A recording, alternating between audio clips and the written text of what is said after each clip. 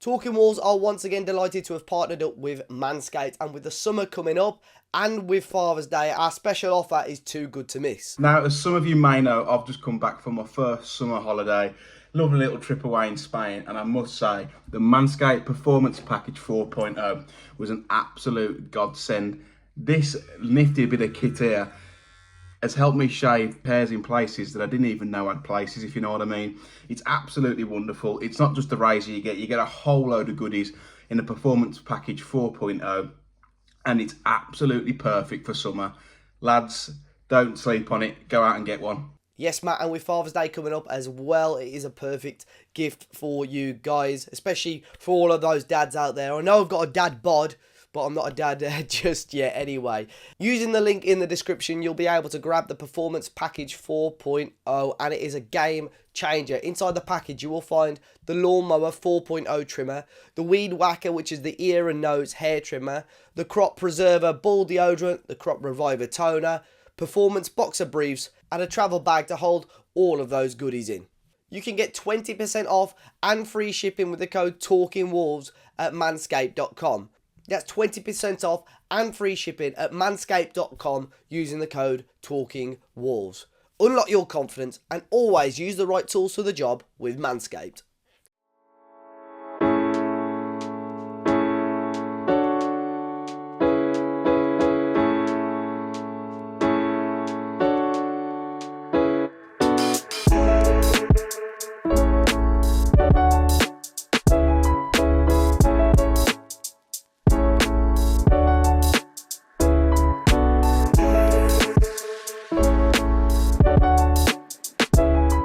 Hello and welcome back to the Talking Wolves podcast. I'm your host, Matt Cooper, and as you can see, we're at Molineux for our end of season podcast. I'm delighted to be joined by Dave. Dave, how are you keeping, mate? Very well, mate. Well, James Walker, there's no vodka in there. No, I'm very well, yeah, looking forward to it. Of course, Finn, how are you, mate? I'm good. No. Coffee in there. What's going on here? Something for the aircon. Yeah. George, save the show, mate. You're all right. I'm all right. I didn't realise we were sitting with Brett Clement. Dave messed it up. And of course, we're joined by our very special guest, Mr. Liam Keane from Express and Star. Liam, thanks for coming on, mate. No, it's a pleasure, mate. Yeah. Now the Spears isn't there, you drafted me in, so... That's what it is. Well, it's a delight. This podcast is a little bit cursed because last time we had a guest on the end season podcast, about 2 days later, they went and worked on another club, Spears, when it was a London writer at Athletic. So yeah, exclusive. Are you going? Are you staying? You're not getting rid of him, I'm afraid. Not yet. There'll be a few groans. Got the podcast, yeah. Comment, people turning off in the droves. But we will be looking back at the Arsenal game, which feels like an absolute lifetime ago. I don't know if you boys feel the same. We'll be wrapping up the season. We'll be taking your questions, and of course, we'll be looking at the predictions from the start of the season. Just a footnote at the start. Jord has had. He doesn't know what he's put yet, but he's had an absolute stinker.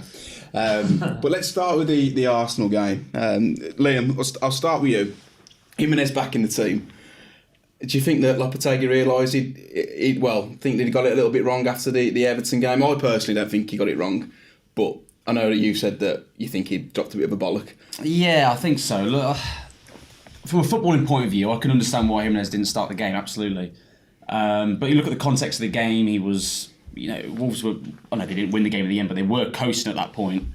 86th minute, Cunha comes on. It doesn't really make sense to bring him on at the time, I don't think. For me, I'd have brought Raul on. I'd have given him that opportunity. The manager said afterwards as well, I didn't really, I feel like I made the wrong decision. He sort of owned up to it. So it felt like he was, doing Raul a favour, but he didn't do him many favours, to be honest, because I thought Raul was pretty poor amongst quite a few of them. So, look, I think it was, just doing him a bit of a favour by playing him, and which is unlike Lopetegui, because he's quite a ruthless kind of chap. So I didn't expect it, but I think that's what he was, to be honest. Do you think it could be anything to do with that he realised that Raul's still got 1 year left on his deal and he might be here in the summer? Because otherwise, if he doesn't, I think that if the bridge wasn't completely burnt, it was then. Yeah, a player can want to leave, a club can want to get rid of a player, but if a team doesn't pay the money for them, they're not going anywhere, are they? Unless a club like Wolves is going to take a hit on letting, and well, the player has to agree to it as well, but mutually terminating the contract. But that, is quite rare to happen. So look, I think he probably that did come into his thinking, I would say, because especially after the press conference before the Arsenal game where he said, I want to keep hold of the player, which we didn't really expect him to say, and again might be lip service really to the fact that he's got Jimenez around, in the short term at least, and potentially following the summer if no club comes in for him. But the player, I think, is keen to go and play. It was obviously a goodbye here, wasn't it? When he was going around after the game against Everton rather. And I think all parties are probably ready to move on. It's just whether it happens or not, really. Yeah, Dave. No shots on target again. I will caveat that we are talking about the Arsenal game. I didn't go. I took my laptop to the pub to watch it because we had all the games on. And after 20 minutes, I should put the lid down and started watching the Everton game. So I've only seen the first half an hour, thankfully. But Dave, no shots on target again. I was there and I can't remember what happened. I zoned it out. I had a little bit to drink. Yeah, that's more like it. Too many crimes. No, there was Arsenal away is always a difficult one for pubs because they used to have the one, I think it's the other end of the stadium, and that was shut last season. And then now it's just all boarded over. And then there's one called, I think it's the Hercules. And I think it's £5.20 a pint, which for London, Decent. it's not bad. Yeah. So a few of those went down before the game because we were there a few hours early. And then I think after 10-15 minutes when they were 2-0 up, I just zoned out. So then I stayed in the concourse maybe the first 10-20 minutes of the second half. So don't ask me too much about the game. When I was there, but I can't remember most of it. That's it. Well, talking about London prices, Liam, how much were your drinks was it the Saturday night with Jord? Yeah. No, it was a good laugh. You know what Julian's like. He took me into some, more sophisticated establishments. For me, I thought this was expensive, but for London and the kind of clientele in the place we were in, it's probably all right. But we were talking like 18 quid a cocktail in there, which was no 2 for 1. No 2 for 1. No £12 pictures. Yeah. I thought that was pretty dear. But the place that we were in, it was nice, man. Bloody hell, it was. How do you overhaul lift away? Yeah, I know. And Julia paid for it, so it's all good. Did he? You can't take him in places like that and not pay for it, though, can he? Can't complain. Bless him. Finn, you went. Can you remember anything? He was sober, he should be right. No, yeah. Well, my idea in London was very different. Nando's unlimited refills. Oh. That's what we went for. Non-alcoholic. I'd driven to the coach. I don't know. What the fuck's wrong with him? If it's Super Bock, I understand it. Yeah, but I'd driven to the coach, so for me it was a great idea. You're paying £3 for a Fanta in London. How far away was it from the ground? 2 minutes. It's Okay. Start. I didn't It's a bit tedious. Nando's breakfast. Yeah, top yourself up on Fanta before you go. So that was my plan, and then I was similar to Dave, zoned out about 2-0. It was like, it was pointless. They had me, like Dave was about 10 rows in front of me. Where I was, they had screens at the back because your view was limited. They actually switched at one point to the Everton game, so everyone was just looking up at it. They soon realised their mistake, swapped it back over. But yeah, zoned out. Jen was on Smashy Road on my phone. It was like having a kid again. Have you got any games on your phone? It was literally, there was no point being there. Literally no point being there. A few good goals. Keeping an eye on my FPL. I think I had Saka in for the last day, so nice when he got one once we'd already lost. But it was a waste of time. We were totting up on the way back. I think it was a good couple of grand we'd all spent on away days, everyone on the coach. You're talking like 20 quid travel, 30 quid the ticket, adding it all up, and Two wins. And 2 wins. So we were figuring out what it was per goal, what it was per win, and every stat wasn't nice at all. So yeah, home form's been brilliant, but away form's unforgivable this season. It's been a terrible year following Wolves. And I think I only missed 3 or 4, but yeah. Respect. Liam, I think you missed 50% of Wolves' away wins this season. Well, that's a stat I didn't think of actually, but it's sadly true. And it was the best one as well. He was, It's one of the few away games I've been to this season. Picked them well. You did. Luckily I was there at Everton. I say luckily, I mean, you know what my thoughts are on Goodison Park, having to go there again. I'm not going to book it off as holiday next season. I'm not even joking. It's a shit season. But and obviously that was great because scored a last minute winner, Lopetegui's first league game. That obviously had a lot of good things to go with it. But yeah, missing Southampton was painful. I was sat in a living room in Stockport watching it on dodgy stream. No one wants to. I shouldn't say that actually. I'll get arrested. Listen to it on WM. Yeah. I was listening in. Yeah, not fun. George, did you manage to catch most of the game? I turned it off. Yeah, I know. You lasted It's longer great, than ain't me. it? Talking all the Yeah. podcast. I'll just be honest. So, like, the day before, I'd fortunately been given tickets for Club Wembley to go and watch the playoff final. So I was hungover for one. Saw the team lineup and just knew we were going to get absolutely dicked. And then, I mean, as soon as the second one went, I just went, you know what, forget this. I think I put my name. I literally switched over to Everton at that point. I was like, I knew everyone was on the beach. It's very similar field to Brighton. I mean, fair play to Dave and Finn for going and the fans that went, because you just knew what was coming. It was just, I'm so glad. I know I've said it a few times on this podcast. I'm going to try not swearing too much so early on. No, you crack on, mate. Yeah, like, I think we've been utterly pathetic away from home all year, and it's got to change next season because we're banging trouble if we don't. What do you think the problem is away from home, though?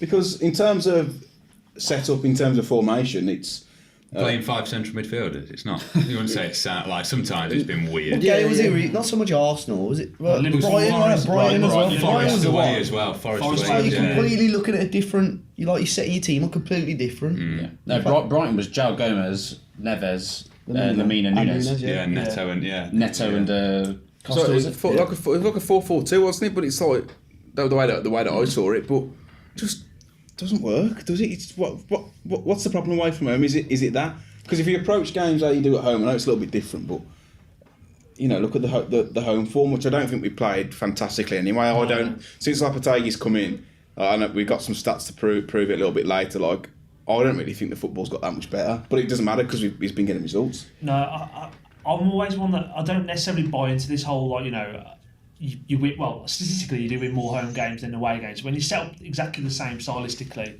in and around with the same sort of core and crop of players, we don't play too similarly here than we do away from home, but we seem to win here and we seem to grind results out here. Like, we take the lead, and I mean, Villa was one, Palace was another one where I don't think we played very well in those games, but we were quite comfortable as well for large parts of it. We go away from home and we just porous. I don't know what it is. Like, we just really. It seems like at home we go for the early goal and then hold on. It's like away, it's like a terrible Nuno tribute act, isn't it? Where he used to try and see that 45 out to 0-0 and then go. We've tried to do that away and stink the place out, and we couldn't even do that. So yeah, it's been terrible. As me and Dave knew, it's not like we were surprised going to Arsenal. Oh, no, It's gonna be bad. no. The only thing was that we lost that element. We had 15 minutes of taking the mick, and then they were all happy. Like at Liverpool. Was it the year before. few inflatable trophies going Great around? stuff that was. I'd love for this to come to me, and it came, and I went, oh. And then after 15 minutes, no one cares. Yeah. So it's 15 minutes of fun. And then they went and just emptied after That's the what second. she said. Yeah, I'm not surprised. With the Collins and Kilman at the back though, Jord, big fan of Nathan Collins. And at the start, like, those pair together were fantastic, weren't they? But what's happened? I don't know. We know your thoughts on Kilman. We know your thoughts on Collins. Yeah, well, let's not try and get too much into that. Yeah. He'll hunt me with an axe, I think, after Well, we found out last week in the pod. That game again proves that, as we've always said on the pod, that defensive two are as much about the partnership as it is individual, because Yeah. they're just too similar for me. Yeah, they probably are too similar, and yeah, it just, again, like, it hasn't worked for a long time, and I know we'll get into it a little bit more, but Craig Dawson was just ultimately the saviour, I think, of our whole season, and almost put a bit of glue to it at the back. I thought, again, like, you go on social media and Collins is almost the scapegoat now because of the fee. Like, there was that tweet going around that apparently he was celebrating after the first goal winning, and someone should make a big thing about it. Like, no one talks about Kilman. Like, no one talks about it. Like, I mean, he basically passed the ball to Xhaka, for the second goal, didn't he? And I don't know. It's just, I just don't think they're good enough. But what I will caveat as well is that, yes, defensive partnerships are key, but when you're getting that much flurries of attack on, like, there's no protection in front of them, and it's hard. And, you know, I still think there's a player in Collins. Like, we spoke about it on the buy loan sell video, which would have gone out on Wednesday with the goalkeepers defenders, was it? No, Tuesday, sorry. Where we're saying, like, you know, we think Kilman's actually a good footballer, but I just don't think he's a good centre half for the position that we're in. I don't think he's a good defender. That doesn't necessarily mean he's not technically a good footballer, but stuff has got to change for next season. You said about clubs definitely, well, showing an interest, Spurs and Napoli in Kilman. Do you think they're going to come and put the money where their mouth is? Because I don't think so. It's a tough one. Collins as well, by the way. Not those two clubs, but clubs like Collins. I mean, clubs have been tracking Collins ever since he was at Stoke and through to Burnley. I mean, a lot of good clubs like United were linked like with him. Collins. Yeah, 100%. So with Kilman, slightly different from you. I think on his talent as a footballer, I think he's a top 6 calibre footballer. Genuinely do. Who's it? Sorry, Kilman. Kilman. Yeah. I really do think he is. He's not aggressive enough to be a defender. No, that's what we said on the last podcast. Like as a top 6 defender, when you as if he's not getting to get flurries of attack, again and again. I think on the ball he's so he's comfortable. Yeah. He worked well, which sounds absolutely mad. But when you're a defender that's just getting attacked, every few minutes, he's too flat-footed for me. You see a ball come into the box, you see Dawson absolutely getting up there, aggressive, go and meet it, and Kilman, he's like on his heels. It's about being a natural defender. Dawson is a perfect example of someone who is got his body in the right place at the right time to block a shot. Yeah. He's there every time. He wins everything in the air. Another player, Totti Gomez, for me, I sing his praises all the time, but for me, aside from Dawson, he's the best natural defender in the Wolves squad, without a doubt, because his head's on everything, his body's on it in the way of everything. Is he the best technical footballer? No. Or technical defender? Absolutely not. He's got things to work on, definitely. Yeah. But as a purely natural defender, those two are the best at the club for me. And Kilman has got all of it to do it. He just needs a little bit of extra fire there. You can't take it's not because you can't. But it's not because he doesn't want it. Yeah. It's just his kind of personality. He's a very laid back character. Yeah. He's quite quiet. Really, really lovely guy. Really nice guy. Yeah.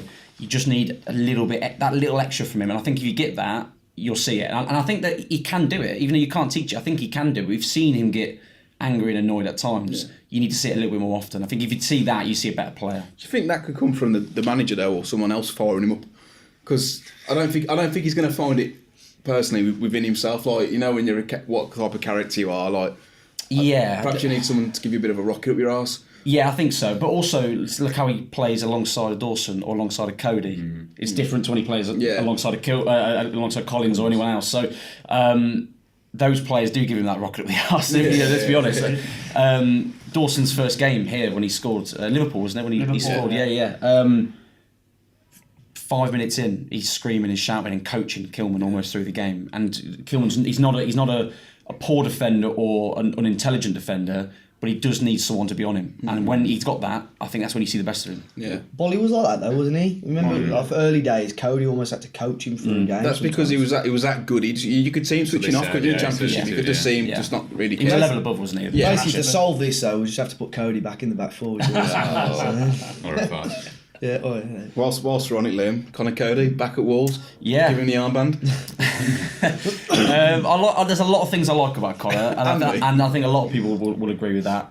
And ironically, when Lopetegui came in and the kind of signings he made in January, pretty much would have been Conor Coady. Conor Coady would be the perfect signing for him in January, because they ripped the heart out of that dressing room in the summer. Did it all too quickly. If you're going to make those kind of decisions, you do it over a prolonged period of time. You don't do it in one summer. They ripped the heart out of the squad, and albeit from a footballing point of view, I could see the reasons why you moved to a 4 and why you don't play Coady. I can see that absolutely. I don't think you let him go. I don't think you almost sideline him like that Bruno did, really, if you're being honest. And Lopetegui wanted Premier League experience, leadership, and English culture in the dressing room. He went and got Craig Dawson. He had that in Conor Coady if he was at the club. So, ironically, it's a Lopetegui signing for what Wolves needed from January onwards to stay up. Is it a Lopetegui signing? Obviously, bearing in mind, if he's with the club, is it a Lopetegui signing to move the club forward? That's the question we've got to find the answer to, because then we'll know whether Coady will have a future at Wolves or not. So, it comes down to really if the player wants to go and whether Lopetegui wants to keep him, and those two things have got to marry up. Yeah, I don't know about you, Dave, but I feel like his time at Wolves is done. There's been a few comments from his family on since he'd gone. I think he's pointing the finger at Bruno onto the Lage, next chapter now. Whether that was just a saying about next season in general, but I think his time's probably up. And I think there's a defender there that maybe the newly promoted teams. I know obviously Sheffield United, the team that people seem to be talking about. But Everton fans seem to be disappointed. I think they know that there was a player who cared, added that little bit of leadership, and it was a decent fee for them. Obviously, they would have paid a pretty decent loan fee last summer, but $4.5 million for a England international, albeit not in the latest squad, a player of that character, I think it's difficult to understand why Everton didn't take it up, really. But I know obviously Sean Dyche will want to take them in a different direction. Yeah, I think we're talking about the back two, but I think another concern from me looking back at the goals was the fella stood behind him with the gloves on, Jose Sarr. It's not been a good couple of months for Jose Sarr, has it? I mean, was dropped, or Dan Bentley preferred for Lopetegui to have a look at him, but chucked another one in at the weekend. Yeah, thankfully was it the fifth one or the fourth? Yeah, I don't really know when watching. It was one of the ones down the other end. Thankfully, it was one that didn't matter. There has been a few. Then again, the ones that you highlight, Man City away, they were all when the game had sort of gone. And I did hear I can't remember where I heard it, but someone said recently he's won Wolves more points than he's lost this season. And I take the argument, but it's been the extremes, which is what you don't want from a goalkeeper. It's been Sarr all over. Luckily, last season it was more of the highs and the occasional How won us more than he's lost? Well, I think I know what you mean. Sorry. Like you take the big save. saves here. Sorry, I know what you mean. Here. Yeah. And when the games were already lost when he made his mistakes as well. Oh yeah, almost. If you take all of that into account, that statement I know isn't you too mean. far off. And I know that with the buy-sell, the whatever it's called, I was getting it wrong. The loan or Slug Mario Boyd, yeah. Slug Mario Boyd. That we said we'd avoid him. But no, I don't know. I go back and forth on Sarr, but yeah, that one was terrible. But it does seem to be, luckily, if there's one thing you can say, it's when the game's gone, he goes, you know what, I'll chuck this one in the back of the net, or rugby tackle. I remember rugby tackling Dele Alli. There was a few of those last season. He took those out, but yeah, I don't know. I've sort of come around after we all sort of scolded him a few days ago. But again, it was terrible. It's not Premier League level.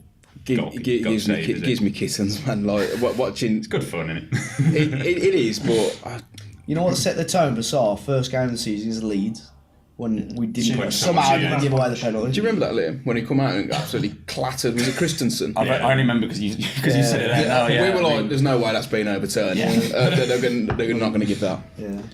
It's a weird one with Sarr, because it's not, the extremes is a good way of putting it this season, but look at it the other way as well. Last season to this season, it's like the difference in the kind of football, and it's the demeanour. It's an overused term, but he looks completely shot of confidence, doesn't he? He looks like an injury as well. Start of the season, was it? He fractured his wrist. It was he made a save here, first home game against Fulham and did it here.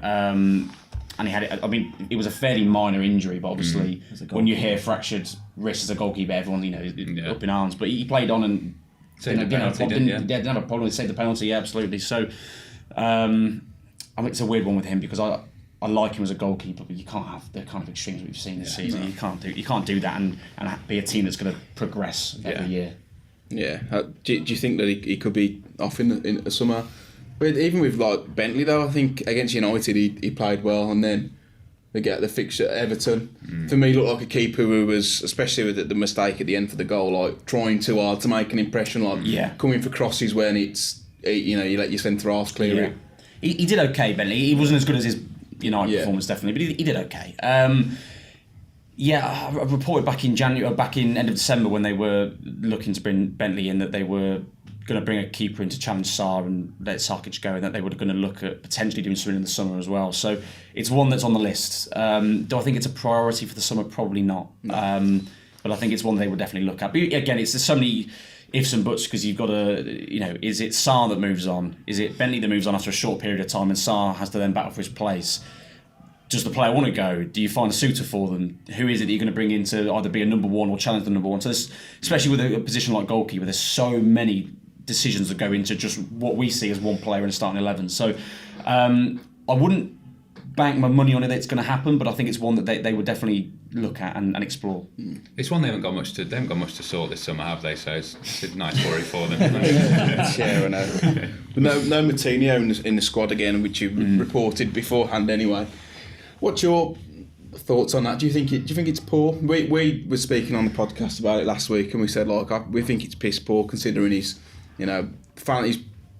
even when he's probably needed criticising, he's kind of been immune to it. Fans have loved him, always shown him. We're more disappointed the fact that he wasn't there, but it wasn't just him. Obviously, it was a few players. He wasn't there for the parade thing at the end. I couldn't understand if he's got deals agreed or whatever that he's not going to be in the squad. That's fair enough, but at least you'd expect is that they're going to be at the ground. So. Yeah, that's sort of where my point came from, because do I agree with him not playing? Absolutely not. But can I understand it from a footballing point of view? Yeah. I get it, because he's probably got one, maybe two moves left in him.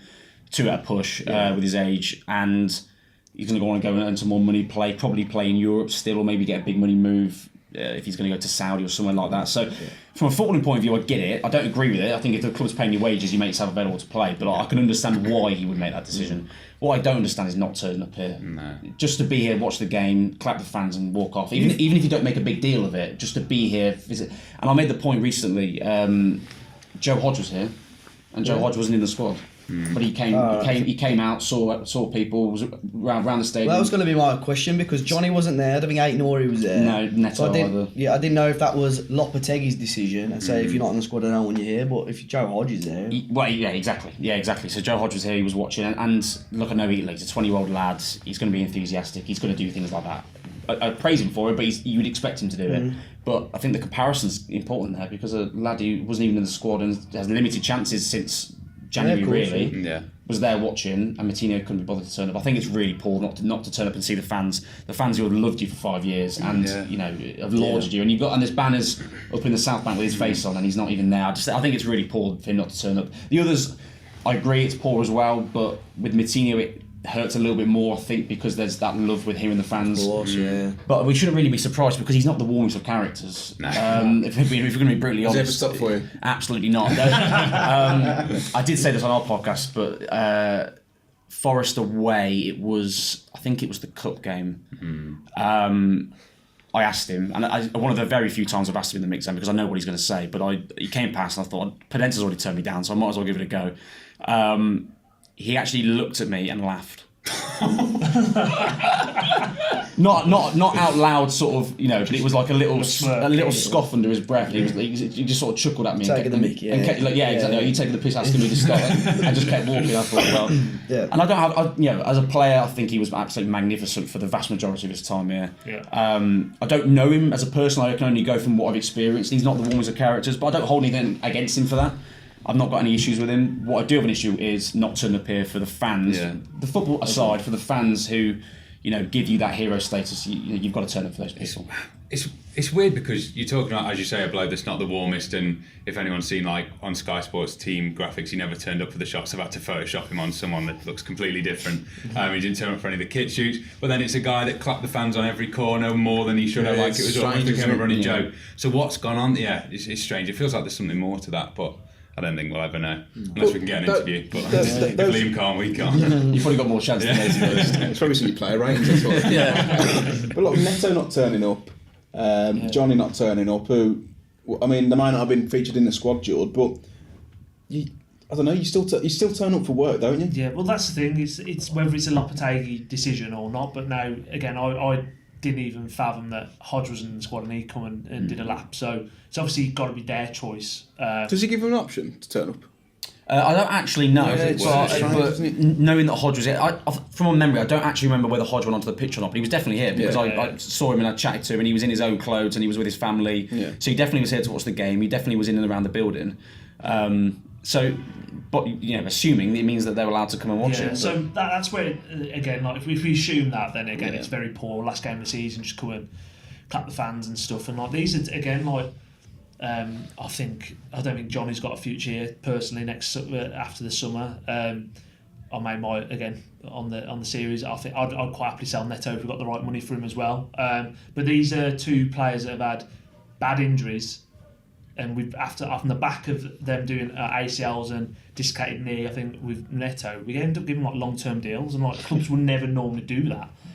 Johnny signed one deal after one knee, and then did his other knee, and then like literally, he's been paid for it. So there is elements of it that just doesn't sit well with me. But again, we don't know, do we? Ultimately, so I don't want to come out and slag them off to say, oh, they've chosen not to come.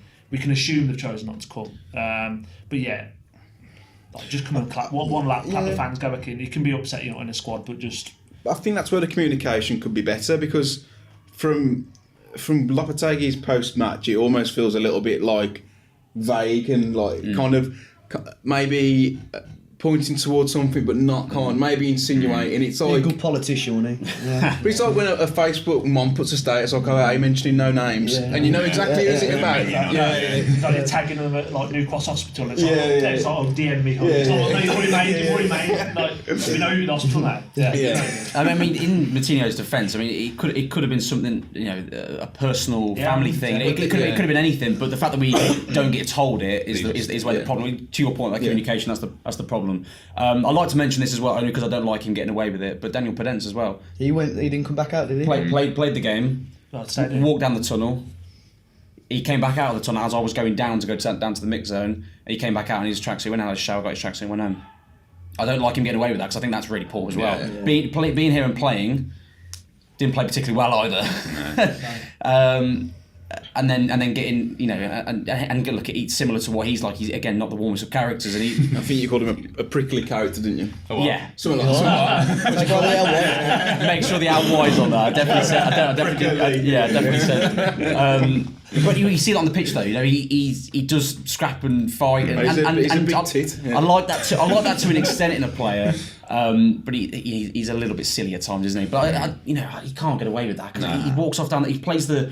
Did he play the full 90 or whatever? I can't remember what it was. But yeah, he comes off, goes straight down the tunnel, gets a shower, gets changed, comes back out again, and once the fans have all left, and then gets in his car and goes. But I've never managed a football club, so I wouldn't know. But if I'm the manager, I don't care who they are, whether it's Jimenez, Podence, Moutinho, I'll say it's the last game of the season. Make sure you're there and make sure you go out. But again, in sort of Lopetegui's defence on this a little bit, although he is a little bit vague, he didn't have to come out publicly and say that Moutinho asked not to play. No. He could have kept that quiet and said, tactical reasons, which he says all the time. But we know what tactical reasons means. Yeah. Well, so, he could have come out and given any kind of excuse, but he a knock or something. Yeah. And again, to Moutinho's defence, we've only heard one side of it. We haven't heard what he's got to say. I don't think we're ever going to hear what he thinks about it. If we do, it'd be great. That's a shout now. If you want to have an interview, Moutinho, I'm your man. So to his defence again, we've only heard one side of it, but we can only go off what we know and what we've been told, and we've been told that it was his decision not to play. Yeah, and that's what leads me probably to the next question. I think we've done with the Arsenal game. We should probably look at the rest of the season anyway because of the time, but. There's been a couple of instances like with Jimenez, like Moutinho, completely banishing Ait-Nouri from the squad. You may or may not know, but is Lopetegui a little bit of a divisive character? Because it just seems that there's a small part of the dressing room, the core seem happy, but there's 4 or 5 players who may or may not be playing who just seem like the last thing they want to do is put the old gold and black on. Yeah, I think the impressions I've got is that the dressing room is pretty united, and it has been under him. But those impressions will largely come from players who've been playing because the ones that don't play don't tend to talk about it as much. So those are the impressions I get. Of course, some players are not going to be happy. You'll see Raul Jimenez's partner. She's done a few tweets here and there, and loves adventure.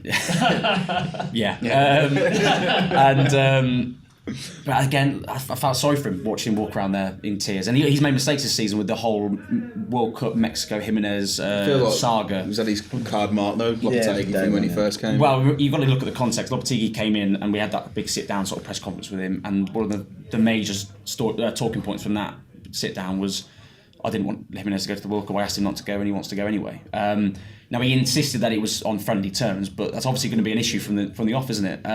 There was a period in, what was it, April maybe, where he was actually playing and starting games, maybe 3 or 4 games in a row.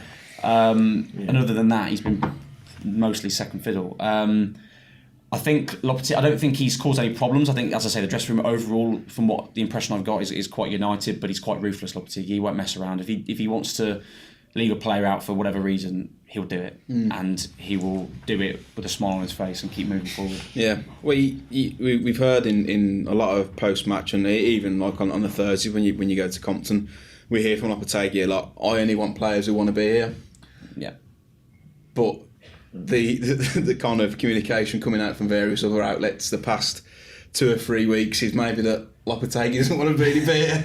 It's I know you've got to take everything with a pinch of salt, and you reported about him not knowing about the FFP stuff. I don't know, like we've all spoken about it, but to have that kind of aired out in the open, I just don't think the optics of that aren't great. No, they're not. No, absolutely not. I mean, but Lopetegui saying all this in a press conference is a power play. Every manager does it. It's not. Yeah. It's nothing new. Some of the best managers at it, Jose Mourinho, Conte, these kind of managers will consistently do it, and this is what the top managers do. If they want to put a message out there, they'll use the press conferences to do it.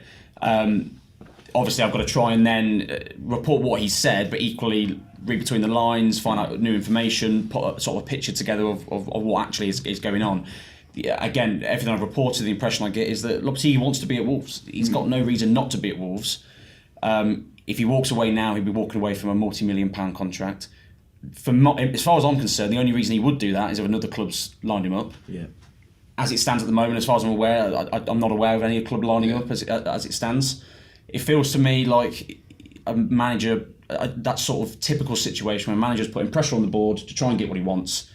In the end, hopefully they'll come to some sort of compromise and we'll move on into the summer. That's what I'm hoping and expecting to happen, but there's been a lot of twists and turns. I mean, he turned the job down numerous times before he even took it, so, anything could happen at this point. Yeah, Dave, I know there's a story published in Italy. Was it yesterday or today? And yeah. I think it is important to remember that, and you obviously were doing it for our socials. A lot of these stories get published when the interviews happened like 3 or 4 months ago, and we don't know obviously with that story in Italy, Dave. But I think it's important for people to realise that sometimes it's not come out from that day. Yeah, well, I think the interview is because he's sort of got links. Obviously, it was the Europa League final, so he's sort of got links with Sevilla and with Roma. So the Roma thing was with his old director of football at Sevilla, Monchi, and I asked him about Roma, and then he says he'd like to to these sort of words, I'd like to manage in Serie A, and then the article said maybe sooner than you think. But we know even with press conferences you do and him speaking in English, he might have spoke to someone in Spanish or broken Italian. The stuff that he said in English, and people take it a completely wrong way. Bruno Lage was the best for that. Yeah, well, Some of the stuff he... yeah, but then Bless him. what was it about vegans or something? He brought up last. Yeah, it was about... Are you pregnant or you're not pregnant as well? Yeah. So and there's interviews that could have been done. It could have been done this week, but that interview could have been done like 3-6 months ago, and just broken into different parts. So it's so hard to unless there's a video of him saying, yeah, maybe I'll be in Italy sooner than you think, and it's so hard to tell off that. It reminds me of Lukaku, I think, a couple of years ago. The Sky interview with...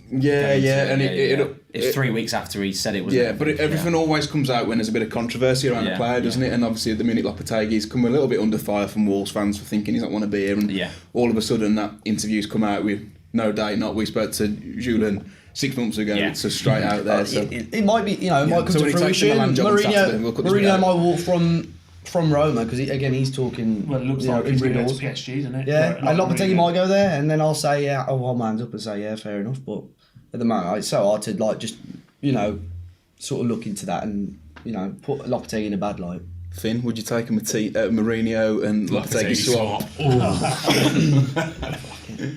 Bet Liam would, yeah. The press conference would be gold, to be fair. I mean, football might both be, very miserable. As an experience, it'd be quite good fun. It would.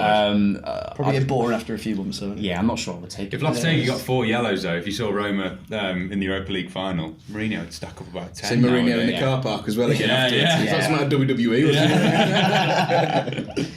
it? Yeah, would you take them, Mourinho? This is getting into this Graham Potter territory in terms of, no, I'm happy with who we've got at the moment if he wants to be here. If he don't want to be here, I mean, Mourinho down here would be class. Like, siege mentality. Ruin the club, but from the season. Get Ronaldo in well, right? Yeah. He's sort of burning a little bit already. Obviously, he's got links with Mendes, so that might make Mendes happy a little bit from what happened in January and that sort of stuff. So it's like, it's that. Yeah, you got to take Mourinho, haven't you? This is all like pie in the sky though. Like, there's nothing. Well, Liam Keaton on the Talking Wolves podcast. Definitely did not say. Finn, let's cast our minds back to the start of the season. In hindsight, should Bruno Lage started the season with Wolves, or do you think they should have cut ties in the summer? Because luckily for Bruno Lage, the season ended when it did, because I think another couple of games and they probably had the Kit Kat. Yeah, it's easy to say it now. If you'd have said, when we say that West Ham game when he was sacked, you'd be bottom of the league and your back four is going to be Johnny, Neves, Kilman, or whatever it was, you'd have gone, you probably should have got rid of him. I think we all had that itch, didn't we, when the season ended so poorly? It was similar to, not on the same level, but when Leicester had that good end to the season and avoided relegation, and then they went on to win the league. No one thought they'd go that well, but when you were seeing Vardy, Mahrez come through, there was that upward trajectory. Wolves were very much going down, and that end to the season was terrible. I think there was the one draw at Chelsea in that last 10-15 games of anything of note. And yeah, with hindsight now, you say, yeah, you probably should have got rid of him. But at the time I was quite comfortable, so I don't want. I'm sure there's literal video receipts of me saying, yeah, keep him on, so I don't want to say anything now. No, but you can change your mind based on things that have happened, though. It doesn't mean you're contradicting yourself. It's just that your opinion's changed on stuff that you've seen. Yeah, of course, with that evidence, you'd have said we probably shouldn't have, and the signs were there. It's not as if it took us all by surprise, but at the time I think I was still, sort of, guess, let's see what happens, and what happened wasn't very good. Yeah, Jord, is that something that concerns you with this season? It's been a bit of a damp squib to end on. Damp squib? Squid? Yeah, damp squib? Yeah. Yeah. Could it be, history repeating itself, a bit of a hangover, or? It all just. I think the bigger conversation is around, obviously, the manager itself, getting all this sorted out with the board for one. This isn't Lopetegui's squad. As much as he got players and he got backing in January, there's still a lot of Nuno and Bruno Lage in terms of on the squad. I was thinking that as well. Lagged in Ireland like that. Talk about So that banter me. Is that sort of level? Funny side of the table. Honestly, I was just looking through you then. I was just thinking of my next question. Nice to know you're listening. No, I feel like there's still that. Again, for me, I've said it a few times. I generally feel it's like revolution on this squad, not evolution. I think we do need to gut it. I know there's risks there's risks attached to that, but a lot of this squad I don't feel want to be here anymore, and of almost that cycle that we've had. A lot of those players can go for me and just start again. And I know it's a massive risk, but the Wolves that we see lining up middle of August for the first game of the season, whether that's here or wherever, Luton, whatever. It'll be completely different. I think there'll be very few faces that we saw the back end of this season starting at that first game of the season next year. Liam, do you think that the Neves playing at centre half was the final nail in the coffin for Lage? I mean, it had to be. I mean, what an unbelievably poor decision that was. And I was talking about it all leading up to that game as well, because he played Neves centre back for the last part of the game before, didn't he? It was Man City. Yeah, that's it. Yeah, and yeah. You knew straight away he was talking himself into, I think I've landed on something here. Yeah. And to be honest, he didn't actually do that bad. He did all right. He did all right. And to be honest, he wasn't terrible at West Ham either. I mean, it wasn't a particularly good game for Wolves overall, but he wasn't awful. He wasn't the standout bad performance. But I mean, I know I'm going to sing. I'm talking about him all the time, but Totti Gomez, mate, how has he not played Totti Gomez on that day? I don't care. Yeah. I mean, even Yerson Mosquera. I mean, I wouldn't have done that. Don't get me wrong, but it's another centre back on the bench. He had both of them on the bench at the time, and he played Neves ahead of them. Now, what does that say for those two players? The confidence for those two players, first of all. But Totti Gomez came in the January, the previous, did a great job here at Southampton on his debut. Played the next few games. Didn't play as much after that, but he played Premier League football for. It's not like he hadn't been there and done it. And I just thought it was an incredible decision. And for me, that was, and then also the press conference afterwards where he was rambling, not really making sense, couldn't really explain the decision. It was all over the place. It screamed to me like that was time. And then you just get a feeling as well when you sort of covering it. You just get a feeling that something's going on. Yeah. And something's going to happen, and then that Sunday morning, I just had a feeling something was going to go on. Start messaging people, trying to find out what's happening, and then the news breaks, because it was, you can't make a decision like that, have the start of the season you have, and be taken seriously. I think it was just such a poor error. We were in Brussels. Were we in Bruges or Brussels at the time then? We've gone to watch Fabio play at Anderlecht instead. We were in Bruges on the Saturday when we lost, and then good decision. And the match had just finished as he was sacked on the Sunday. Yeah, because we said before the game, didn't we? It's like, if you're playing Neves at centre half and you lose this game, you should walk. Yeah. And it was the case in the end, wasn't it? But I was going to add to that as well. You guys called me, didn't you, pissed up? And I've been at the NFL all day. And Matt was like, Jord, Dave's pissed. I was meant to go on TalkSport. I was so drunk. Smash. Can you go on TalkSport? It's going out. And I'm that was it, yeah. I'm like, I've been drinking, like what? When I entered the courtyard, Dave was like, all over his shoes. Let me explain what happened. It was on the I don't know who's the guy who does it now, but anyway, it was like it was the 4 a.m. graveyard Has shift. anybody seen Jordan Russell? I left the Hippodrome Casino and I had to go into like Costa Coffee. They're like, what are you doing? Like closing up. I was like, I just need 10 minutes. And they were just talking, going, what do you think about Bruno? And I'm like, scrambling my head. And like, I know you were right, you two were gone as well. So I'm not a big drinker anyway, and we drank.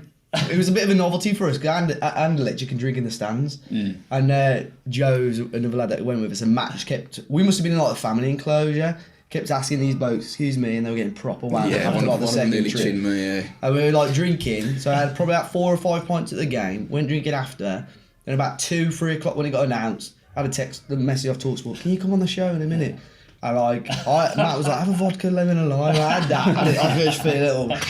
Spat it all back out again. I never heard that audio back. I reckon I don't even know if they played it. You know, I must have been slurring all over the shop. You know, and there's I have to see if we can find TalkSport at iPlayer or something. Yeah, literally, just try and find it. It must be so bad. It's going Bruno Lage. All right, thanks, Jord. But after that, it was to not be able to line a manager up, get rid of a manager and not line up Liam. It was for me. I mean, I was on TalkSport arguing with Simon Jordan about this a couple of days later when they rang me up. You know what he said? I said it because it was when the Nuno links were coming out and he had Michael Beale, and I was like, for me, you look at the links of Nuno, then you look at Michael Beale and Lopetegui. They're 3 completely different managers. For me, it stinks of a club who have no kind of forward thinking, no plan, not future proofing themselves. And he went, oh, what do you mean by future You moron. You're talking crap. And I said... that was like not a bad impression. Yeah. But Matt! I said, well, you look at Brighton and they've already got the next manager lined up before he's even gone out the door. And I said, with Wolves, they've sacked the manager and they're flirting with managers in public and you can't nail down someone from the Championship. And he went, yeah, it's a fair point. I was like... Cheers, son. Take a breath. Yeah, take a breath, but... To play devil's advocate, in slightly in Wolves' defence, they had not lined up, but they knew they wanted Lopetegui. I mean, that was obvious. He was on the brink at Sevilla. Everyone knew he was on his way out. They had Sampioli lined up, didn't they, to come in there, and they wanted him. They couldn't get him for obviously the family reasons at the time. And after that, the impressions I got, obviously the reports that I did and everyone else did, and the optics from the outside was that it was a bit of a scramble from that point onwards, really. Nuno obviously really wanted the job. You can't blame him. He's just won the league, though. Yeah. He's got Benzema as well, isn't he? Yeah, Benzema's on the way, apparently. So, do you get a chocolate coin as your medal, do you? Really? Yeah. It's not really a league, is it? Let's be honest. It's the biggest club in the league, though. We were reading up about it last week because we were like, no, it's a shit league, but 31,000 down this season. More than Wolves. It's not bad. I'll take it back. I'm sorry. Yeah, obviously he wanted it, and he was one of a few that they were sort of flirting with, talking to, and all that. And then it ultimately came down to they couldn't get Lopetegui. He was that obvious number one choice because if you look at the ones that were available, aside from at the time it was Tuchel and Pochettino available. Yeah. Aside from those two. They're not fancy enough. Surprisingly not. Well, you'd think if you're reading a lot of Wolves and a lot more new mix, you'd think that Wolves were a little bit too much of a step up for them. Yeah. They were spotted down the mountain, weren't they? They always spotted down the mountain. So, aside from those two, realistically, Lopetegui is the next sort of calibre down of managers that were really available. Yeah. To Wolves' credit that they got him in the end, but you know, and the club saw him as one of the top tier options to get, and they couldn't at the time, and ultimately Jeff Shee was sort of convinced to go down the route of young English up and coming, thinking of Graham Potter and things like that. Yeah. They were going down that route. I didn't actually mind the route at the time, considering where the whole saga they'd been through at the time. Didn't really mind it. In hindsight, I think it Wolves have been relegated had they gone down that route. But at the time, I didn't mind it. And then he turns Wolves down incredibly. And obviously came back round. So they got what they wanted in the end. But let's be honest, they relied on a little bit of luck to get there. And paying him a king's ransom as well. I mean, he's been very well paid to get that, absolutely. So, yeah, look, they managed to get bonus. It's got to be surely. I'd imagine. So. They got him in the end. A little bit of luck involved. Yeah. But my God, if they hadn't got him, it would have been bad, I think, to be honest. With the Michael Beale deal, though, everything seemed like it was going to happen. Agreed, and You just turn around on the final hour and say, no, I'm staying with QPR. I mean, it quite literally was to the point of, what time do you need me down the training ground? I'll see you tomorrow. And he had a Zoom call, I think it was, with Les Ferdinand and who else is it at QPR? I forget the name. Tony Fernandez, isn't it? Is it? No, I can't remember who it was now. But anyway, whoever it was, Is he still there? It might have gone. What a Actually. blasphemy! had a call with them and Julio Cesar. changes his mind overnight, and then contacts Wolves and said, "I'm not coming." I wonder if he knew about the Rangers gig or preempted. It's very disingenuous, though. I don't think he would. The only reason I don't think he did is that he then came out foolishly and said all about loyalty and I'm taking this club all the way and all this kind of stuff. And then what was Lost it? a few 3, 4, games. 5 weeks later, it was lost a few games and was gone. They nearly went down as well. I know they scored a couple of games left. And you can't blame him for taking the Rangers move because Wolves or Rangers, either of those moves is a step up for him. Yeah, massive. But the fact that he doesn't take Wolves, says all that, and then takes Rangers is a bad look for him. It's just a bit silly PR training, to be honest. When you were having a bit of back and forth with James Alcott, like the big QPR fan on YouTube, even he said when he was doing that sort of thing when Beale was about to be confirmed as Wolves manager, and then he was doing that thing almost like, well, I didn't fancy her anyway, going sort of like, well, Beale, if he was chocolate, he'd eat himself. Well, I don't know whether I'd have him anyway. And it was sort of, but you can see that in him, that he was very, well, I value loyalty, trying to spin it as this big thing for him, and he's it's ended up disingenuous with egg on his face, but yeah, it might be. Seems like he's good with young English talent, but it seems, I preferred his brother anyway, Ian. Yeah. Poor. Shocking. And Steve Davis getting the job again wasn't great, was it? But through all of that, Liam, Scott Sellers lost his job through one way or another. A lot of, again, for me, a bit of a scapegoat with it all.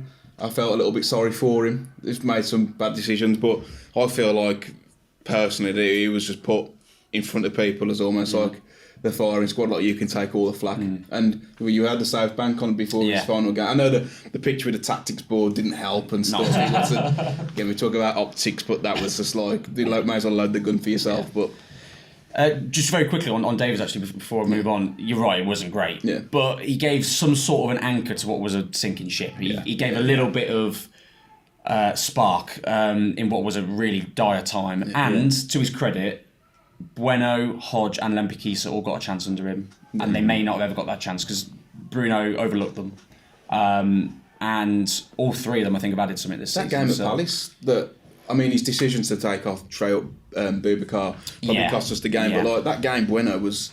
And Bueno wasn't even meant to play that day. Ait-Nouri was meant to play, and then I think it was the night before in the hotel, he was ill, and Bueno started. So that's a brave decision to throw him in. So fair play to Steve Davis for making those kind of decisions, and I rate all three of those players really highly, actually. So he deserves credit for that. On the Scott Sellers thing, totally right, by the way, with the tactics board thing. A really bad look. Yeah. In hindsight, well, not even in hindsight, at the time as well, you just shouldn't be allowing yourself to be pitched in that way. Especially the week before when the reports were, he has nothing to do with team selection, nothing to do with tactics. He's sat there like, tactics. And if you're going to do it, at least make it look a little bit revolutionary, not a 4-4-2. Big green arrow pointing how to basic goal. it was as well. It was just such a really bad look. This one, 4-4-2, it was all. I think football managers used to be able to draw lines. The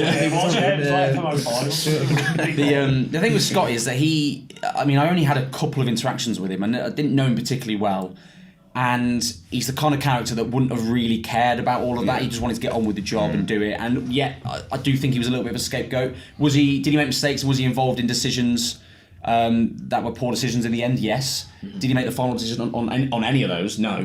Jeff Shee makes the final decision on everything. And Jeff and Wolves have made good and bad decisions over the years. You're going to get some of both, unfortunately. There was a few more bad than good this year. In the end, obviously, they got it right. But Scott was a little bit scapegoated there, unfortunately. And it's a weird position for me because other people were choosing to sort of really vigorously defend him online, and it didn't go down well at all. I chose to podcast and report defending him with being a bit more realistic about, he was still involved in decisions. It wasn't that he was totally blameless, but it wasn't that he was sort of big mates with us in the media. He wasn't that kind of bloke. That's what he got you accused of, wasn't it? Exactly. It wasn't really me, to be fair. It was more other people that were sort of accused of that. Maybe Scott Sellers. Yeah, exactly. Because a lot of people were sort of tweeting and sort of defending him really vigorously. which I chose not to do because I thought it'd be a better Where did that come approach. from, though, in terms of, like you're saying there, obviously, relationship-wise with yourself wasn't, like, close, but then other people in the media were very, like you say, they almost doubled down on what, and those like, people, as far as I'm aware, not particularly close to him either, sort of have met him, know him, but it's because it comes down to what the facts were, and the facts were that he didn't have any of the final decisions. I think those people, which I agree with, felt that he was being hard done by. I just sort of approached it in a slightly different way because you're just going to get pounced on social media and you're not really going to get the message across. So I sort of approached it slightly differently. Wolves have fallen, again, a little bit of luck in that Matt Hobbs came into the role at a sort of similar time to Lopetegui getting the job. But they've sort of landed on gold a little bit because they've got a really good working relationship. This sort of infrastructure at Wolves now is in a much healthier place than it was. Streamlined the decisions through scouting and recruitment, sort of the changes they're making, hopefully going through to the summer. They're in a better position than they were before, partially by luck, partially by the fact that Matt Hobbs is a much better communicator internally and externally with just everyone, really. He's as a character, I think the players can approach him, and that was the thing we saw with Ruddy and Sice in the summer when they left and were annoyed and they weren't really kept up to date. Those kind of things, the days of that hopefully should be gone now because he's a much better communicator. I think that's going to help as well. Yeah, that mini pre-season saved Wolves, didn't it, Dave? Getting Lopetegui in and giving the 4 weeks to be able to coach the players who were at the club, which is still quite a lot of them. And then that massive win away at Everton really kind of set the tone of, all right, we're because I think most people had us cut adrift, like they're done, and I think I was, but that I mean, even in the manner that we won, like grinded out the result. Yeah, it was last minute winner. It was pivotal. We did it before the World Cup, and obviously I think the early sort of, I think Wolves had said basically we're going to appoint him, but Steve Davis is going to, or the original plan was Steve Davis stay in charge until the new year, which would have obviously meant he would have been taking charge throughout the World Cup break and so on. So it's pivotal that we got Lopetegui done it sooner rather than later. The amount of fans that had spoken to the second half of the season, predominantly those of Leeds, Southampton, Everton, they all sacked their managers too late. Everton, obviously, in the end, Lampard probably stayed in charge for a few too many weeks. I think they wanted to keep him there because they were conscious of pulling the trigger on so many managers. They wanted to try and see if they could get a bit of stability. But Southampton completely the wrong managerial appointment, obviously, in Nathan Jones. It's funny though, wasn't it? And then Leeds, Jesse Marshall was never the answer to begin with, and then they completely cocked it up as well. So, and they probably on Leeds podcast, they're asking the same question as us, as Bruno Lage should Jesse Marshall gone last year, because he didn't. I know he kept them up, but he wasn't fantastic. So, and typically, obviously, they get the double over us. So. If they played us every week, they'd have won the league. Yeah, they were. One more extreme case as well. Villa looked like Villa did it earlier than us. I think where they ended up. So that seems to be the pattern. And that window as well, John. Dawson, Lamina, João Gomez, who I think we all agree is going to be a top player, whether that's at Wolves or another club. Yeah, I've been telling everyone. Yeah. I thought, again, we said on the pod, in terms of impact, I know Neves was player of the year because he's the best player in the squad, but Dawson and Lamina, for me, in terms of games since they come, impact on the team, like we were dead and buried. They revolutionised it pretty much as soon as they made the debuts.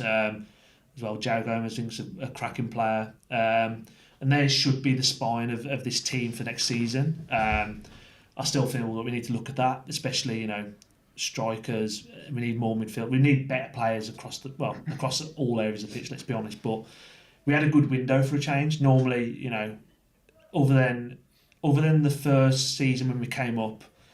That window, I think the January window just got probably our best window since then. I think we got a lot of signings wrong a lot of the times. There's not many players we brought in who I think have made a great impact on the squad, but definitely when you think about Dawson, Lamina and João Gomez as well. I think Cunha they overpaid. We know he's a good player.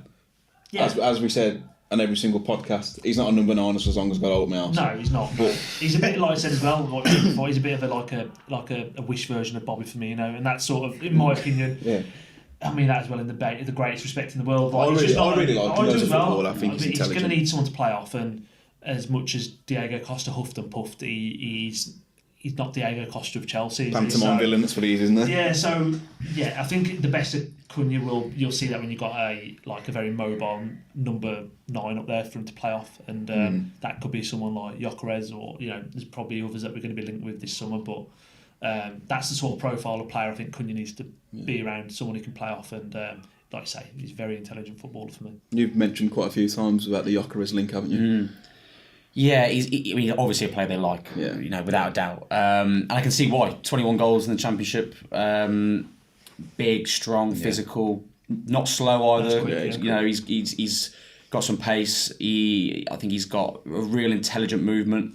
Movement to me is one of the biggest problems Wolves have got in terms of scoring goals. I mean, they just do It's not. static, isn't it? They just do not. There's no movement in the box. It's so statuesque. So his movement's really intelligent. He does drift off to the left quite a bit, Gyökeres, which again, it wouldn't put me off signing him necessarily, but I do feel like Wolves need someone who is a bit more direct. Yeah. So again, it could be something they could work on if they do sign him. But it's whether they can make a deal work, because obviously we know the sort of financial situation at the moment. Coventry are probably looking at about 20 to 25. Not a chance. He's got a year left on his deal. Yeah, which is steep. Yeah. And there's a lot of other clubs in for him as well. I think Brentford have been linked. There's a few others. Tony, yeah, exactly. Yeah. So there's a few others who like him. Now that they're not going up as well, Coventry, I would expect he probably gets a move. So it's not a guaranteed one, but it's one that Wolves absolutely like him. If they can make it happen, and I think they would, but it's the problem. Yeah. Home form though, Liam, been fantastic really. Bit of a fortress, just the away form that's been pretty poor, but when you're down there at the bottom, that's what's most important, isn't it? No, absolutely. I mean, Lopetegui came in and he kept saying the same messages over and over again. Clean sheets, taking them out for food, bringing food to me as well in the... How's the pizza been? You enjoyed it? It was nice, it was very nice. You love your food though, don't you? Yeah, I do. It's like Fiume, ain't it, in Compton? Yeah, it's really nice as well. It's exclusive. Really, you can't book in Fiume for about 3 or 4 weeks. I tried the other day. Mate, you go any day, Monday to Sunday, if they're open Sunday, you'll see a Wolves player in there. If you go over the evening, any day, you'll see at least. I get a Moutinho interview. I went there Thursday evening in August, and there was 4 Wolves players in there throughout the evening when I was there. Not even together, just separately. Totti was with Chiquinho, Johnny was there, and Nunes was with his family downstairs. Didn't you mention the other day about you saw Kilman and Johnny? We mentioned on the podcast. Lib saw them. Johnny was having his hair cut. I would say that. Same day. And Kilman walked past him on the street and tell him, I just went, "You're right, mate." I just walked off. Do you think that's weird? No, I don't. Not really. No. It's just me then. Not really. Would you expect to be like, "Oh, you're alright, bro, like, how you doing?" Just a little, No, but they see each other every single... Like, if they're with each other. You just be like... And look, Kilman and Johnny are not going to be in the same circles at the training ground either. It's going to be Kilman, Collins, Dawson, Hodge, these younger lads, and then it's going to be Johnny, Podence, all them lot. I'd be a fist pump with the security guard in Sainsbury's in a varsity. Thinks he's coming in the tunnel. That's what he do, mate. The tie up AFC. But yeah, the home form's been... It was those messages Lopetegui was putting out, obviously, because he knew that this team was not going to score a lot of goals. And the way the Wolves are going to win, it's not going to be pretty, it's going to have to be dragging results out. I don't think he sort of necessarily targeted Wolves to be poorer away from home in comparison to at home, but he definitely targeted at home to be where you can pick up the points to stay up. And when you look at the fixtures as well, it made sense because Wolves had opportunities at home to pick up points. So that sort of the approach, conservative is the fair way to put it, I think. Not exciting, but he got the job done, and that's all he had to do this year. All he had to do was get them over the line. Dave, you'll flash the graphic up on screen now, won't you, for everyone? For everyone watching. So I've had a look at pre-Lopetegui, which includes Steve Davis as well, and Lopetegui's reign for this season. A few more games played, but more average goals for, goals against. There's actually average goals against is more. Average XG is less for Lopetegui, and average goals against is more. So, Dave, looking at the stats, I know Lopetegui said, "I'm not one for stats, I'm more about the eye test." But if he probably looked at that, that's probably why he said it. But is there anything to pick out from that? I'm of the opinion that the football we've ground out results, so it's felt better, but it's still not great. I don't feel like we create a whole lot of chances. There's only been a couple of games at home where I felt like we've created like 4 or 5 gilt-edged chances. Yeah, as a spectator, it's not fantastic viewing. Do you think that'll get better next season though? Yeah, definitely. I think second half of the season, like Liam's already said, like it was just about keeping Wolves in the Premier League. So you were never going to go play flashy football. I think, like you've said, like the lack of movement and stuff from creative players is frustrating, and I think sometimes even the midfielders, the central players, don't make it easy for full-backs and wider players as well. But just looking at the stats, there's so little in it, to be honest. I mean, even the average average XG is 0.04 difference, so it's barely any difference. But obviously, just needs to improve. Points per game is the main one. It's obviously I think that's the most important one. So before Lopetegui, 0.66 average points per game, and then for Lopetegui 1.2. So if you do that over a 38 game season, before finished 20th, which be no surprise, even Southampton finish with on goal difference. But Liam projected finish of 11th, which is around about where we are now. So interesting with the goals as well. You look at the first 15 games, obviously, which is Bruno and Steve Davis. They got 8 goals, didn't they, in the league in those 15 games. Yeah. In the next 15 games under Lopetegui, they got 16 goals, so they doubled it. Look, it's still not a very high number, don't get me wrong, but 8 was so incredibly poor that it was only one way up, hopefully. So it's marginal, the numbers, as Dave said. It is very marginal, but it's the difference in... I think the dressing room's played a big part. The signings, as we were talking about earlier, a massive part in that. The leadership, the experience, a little bit of the heart back in the dressing room, and then just grinding results up. It's not been pretty, it's not been exciting to watch, but they've had to do it. I mean, the best they've played is... I mean, Liverpool, they were good, but they probably weren't a 3-0 good here. I think Brentford here, they were quite good that day. That was probably one of the best, I'd say. You saw a little bit of what I would hope will be the future under Lopetegui. Obviously, it depends on how he wants to develop the style. And I think we'll know more about that if he is there next season when they're not in a relegation battle. We'll know more about what he wants to do with the team. But I think hopefully we saw more of what he wants to do in that a bit more free-flowing, interchange between the lines, players get into the box, movement in the final third. All of those things were a little bit sharper, is the word, against Brentford, whereas it's been a little bit flat-footed majority of the time. So it's partly style, partly personnel. Wolves haven't got a lot of players that score a lot of goals. They need to address both of those things for me. Can I give a little shout out to the first half an hour at Leicester away as well? I think speaking of that's a good point. Yeah, Fulham away, Fulham first half as well. There were flashes, but we didn't capitalise. It was what was it? It was the penalty, wasn't it? So Let's just. He's won us more points than he's lost this season. But then we were like, he lost us those ones. holding on to get to half time at that point because Leicester all of the momentum was completely swung. But for us, we started off so well. We were feeding off scraps away from home, so that 20 minutes just nice. Villa away, it was, wasn't it? First half Villa away was really good as well. To the lead as well. The chaps didn't they? It was great, that was, but. You look at like you said, a Villa game there. Why can't we start off for away games like that? Because I don't know. Villa were under Emery then. It wasn't like they were still under Gerrard. They were still a decent side. So frustrating, wasn't it? But we stopped up. That's the most important thing. You would have snapped your hand off for that when he came in. But just before we move on to the predictions for you to have a real good laugh at, Liam. Players out of contract. Adama, Moutinho, likely. I think so. I don't think it's likely to be announced for a while, but I think it's pretty safe to say he's going to go. I'd be very surprised if it's not. Adama Traore? Players open to staying. The club want him to stay. But he is also flirting with other clubs, like every player does. You can't really blame him. It'd be weird if he wasn't doing that. So 50-50 is probably not quite accurate. I'd say it's probably more likely to go than stay, but he's open to staying, definitely, and Lopetegui clearly wants him to stay. But right now he can't sign on the dotted line until they know where they're going with the squad and financially where they're going with the squad. I don't think he's going to get the money that they were going to give him a couple of years ago. No, that's a good point as well, because he signed that 5-year contract in 2018 and he's obviously never signed a new deal since. Yeah. So he's still going to be on fairly poor money for... Exactly what my point was going to be. In their world, obviously for us it'd be good money, but in their world it's relatively low in comparison to the squad.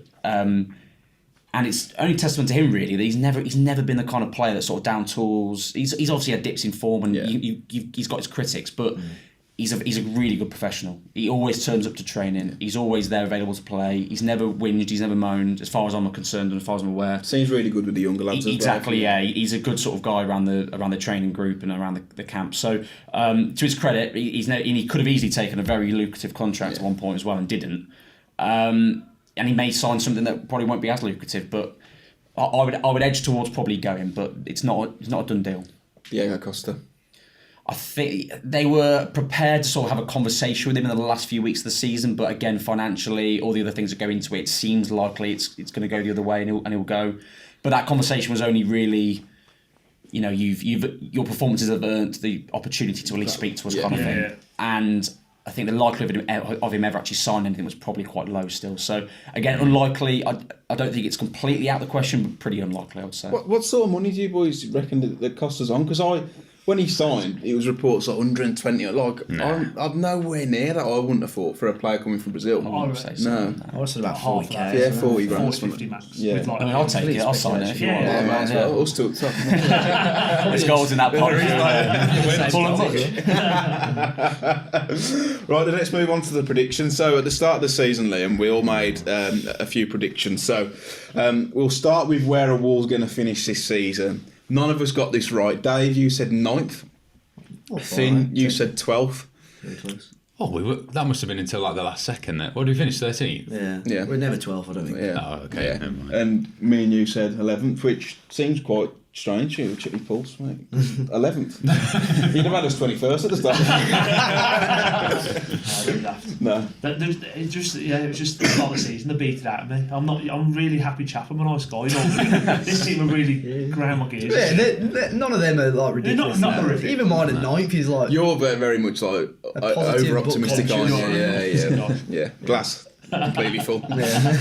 Which player will have a surprisingly big impact on the team? Dave, you went with Morgan Gibbs-White. Well, He had wrong an team, impact. but we had an impact, yeah. Finn, you went with Ryan Ait-Nouri. Oh. I went well. Yeah. I had Leander Dendoncker. Mine's only on the stage so far. Now, not only is it that he left, but what were you seeing to even say that in the first place? I saw nothing out of him. Picked a name out of an hat. I saw nothing out of him to even suggest that he'd be even. Sometimes if you make a shot that you don't believe that's that niche, sometimes they'll come true and it might look a bit like a genius. Proud of shoot at the wall. Yeah. And Jord went for Nathan Collins, so... Still here, isn't it? Yeah, I mean... I think Collins was a good shout at the time, actually, as well. Yeah. I'll give him that. Hot take for the season. Dave's was Max Kilman to be in the England squad for the Winter World Cup. And there were shouts of it. There was no shouts. Oh, okay, there's no shouts. Finn, yours was Neto to be the high-scoring number 7 in the league that contains Harvey Barnes and Bukayo Saka. Cristiano, yeah. Ronaldo got one. Ronaldo only got one. That was a great shout. One more than What did Neto get? Neto got 0. Yeah, because everyone had him in the FPL, didn't they? And he ended up with 2 assists. Mine is probably the one that was more reasonable, and I'd watched it back and I said, and everyone went, "Oh, pushing about out there." Mine was Hwang to score 6 or more league goals. What did he get? He got 3, didn't he? 3. Yeah. And Jord, I can sort of read it like I've got bad eyesight. I can sort of see. I know this is bad now. Ryan Ait-Nouri to be named PFA Young Player of the Year. We're going for an Arsenal fan TV moment when it starts. That's it. How's that gone for you? Do you think he was a bit harshly done not getting it? I don't even think he'd win like top 3 or top 5 young player of the year for Wolves this year, would he? I don't think he'd won top young player in his own household. He's just had. Yeah, quite a stinking take. Yeah, not great. Dave, top goal scorer. You went with Jimenez. I think it was a safe bet at the time. Yeah. Finn, you and I both went with Neto, and Jord, you went with Jimenez too. What the hell would you pick Neto? Because he in pre, do you not remember Neto in pre-season? He looked good He was pre-season, banging yeah. him, yeah. That's probably why I went with the Kilman shout as I think the well. last 2 pre-seasons, I'm sure he's done well. This just solidifies that we know nothing about football. Yeah. Like absolutely nothing. I'm going to be Why are you really watching stupid this? players on the pre-season. Podence and Neves were top scorer with 6 each. Top assister. So this is the said Neto. Yeah. I know who I So said, I think. Jord, you had Pedro Neto. I did my FPL. That's why. I had Podence, which was right. How many get 2? Podence. Uh, Yeah, they all got 2, didn't they? yeah. Finn, 2 assists. Morgan, That's bad, isn't it? Morgan Gibbs-White, He got more than that. He got about 9, didn't he? For Forest. and Dave, you went with Neto as well. Oh, fuck. Taking that. Tomorrow. On the assist thing, the 31 goals that Wolves have scored in the Premier League this season, they've got 12 assists. Yeah. Can you believe that? And Johnny got 2, I'm sure. That's Moutinho as well, I think. That's absolutely dreadful. horrendous. It's so bad, isn't it? Yeah, I thought it was a mistake. Yeah. I was refreshing the webpage. Yeah. I need to accept cookies here or something. And then 3 predictions for the league. So Dave, you went with Bournemouth to finish bottom. Wolves Good to job I finish. didn't say it publicly and go on that little compilation Yeah. of me. No, yeah. Oh, I didn't say it publicly. Wolves to finish ahead of Villa. Wow. And Man United to finish outside the top 6. So absolutely 0 of your predictions came in. Good taken. Jord, you had Everton to get relegated. Close. Very close. Yeah. Half an hour off. That was more so just because I hate them. Arsenal to finish outside the top And that's 6. because I hate them as well. Yeah. Yeah. And you had Raheem Sterling to score 20 or more. No. 20 or more goal or assists. Yeah. Goal contributions. contributions. Yeah, goal didn't he? contributions. I mean, So you got 6 goals and 3 assists. So you were 11 off. He did alright in the Champions League though. Oh yeah, but this is so Jordan, none of your predictions came in, and very much at the bottom of that for the Ait-Nouri shout. I had Brentford to finish in the top half. Nice. That came in. Ding. Chelsea to finish outside the top 4. Ding. Hold on. And then Bournemouth to get less than 25 points. Oh. So I got 2. So I've got 3 predictions right. No one else has got a prediction right Which so one far. did you get right? I think Assists. 2 out of 3. Oh yeah, sorry. And then Finn Oh my word. had Sterling to score less than 7 league goals. See, that was just petulant. That was That was because I hate petulant, him. yeah. So, like, because Jord was big. Not because I hate him that much, but Jord was The big. last one is unreal. I don't know how you. Yeah. Okay. Leeds to get relegated Okay. That was because I didn't like and him. Wolves to finish top of the red card charts. Was it? Yeah. Oh, What a shout. thanks, Julie. Missed it, mate. I know, yeah. I got the lottery numbers for tonight, mate. It's all those fights. How in many the did we pre-season. get? Do Lopetegui don't count in that. Counts do it? like we 8, were top with the 8 play. didn't it? Because the Nunes one counts and stuff. Yeah. Yeah. It was like 8 or something daft. Yeah, so don't not win. great. Perhaps next time we can have a better chance. Next but- season, yeah. whoever gets the worst predictions has to Yeah, do a forfeit. TikTok dance on our Yeah. on our TikTok. Naked. That's fine, Fancy, yeah. fancy giving us a Yeah. pre-season prediction, mate. I'm Well, we can do it at the start of the season. I'm not using That's a long Luton way Town. away. Yeah, let's do it at the start Yeah, of the Luton's season. the one. It's I'm either not- go I'm one not- or the other. You got not to go using them in bold any one of way or the mine. other. Let's move on to the questions then, because I'm conscious of time. So thanks for everyone who sent in the questions on both Twitter and Instagram. I'll just kind of go around the table very quickly. Adam Robinson, how would you feel if Lopetegui left, and who would you replace him with?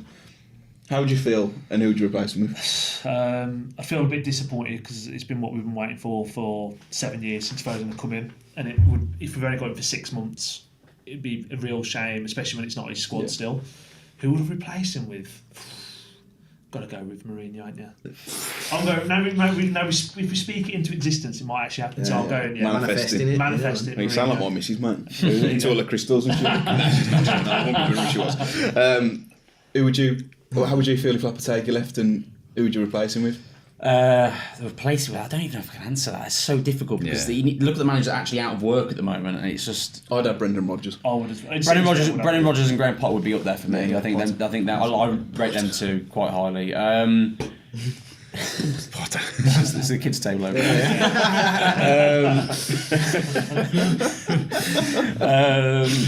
How would I feel? Yeah, just a bit deflated, to be honest, because to your point, you work hard to get him there, you pay him well to get him here.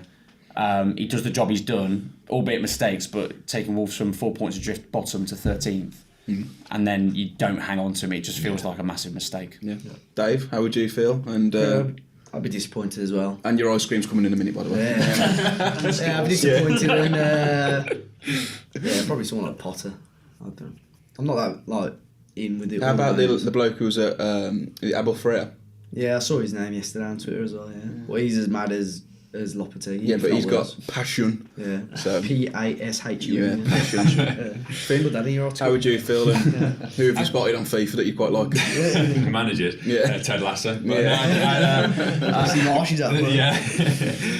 I don't know. I just want to resolve quickly either way. I think like we were saying at the Express Star Live podcast, some people haven't been that amazed, but I think with the situation he's been in, like we said, it would be a shame that it's been the whole sort of will they, won't they for seasons on end. And yeah, I'd be disappointed as well. Not that I've been absolutely blown away. And to replace him, I really don't know. I think Potter's your best shout. You're not going to look at Gerrard's, Lampard's, anything like that. So what else too have you right, got? you know. Yeah, what else have you? What's the sporting guy? His stock's slightly fallen. hasn't it? Emery won't come out. 5 at the back. Bash. Well, Yeah. if we have time, can I Nunes, quickly give out my plan at the end? Is that okay? I'll do it really quickly. Yeah, of course, mate. And then of when course. we do it, I'll We have Liam, at homes your to go live to. podcast, me and Finn had only walked in, went to the bar, and someone had already said, "Yeah, I ain't bothered about Lopetegui." Well, you can go. Literally, we was in there literally. We only asked him how he was. Yeah.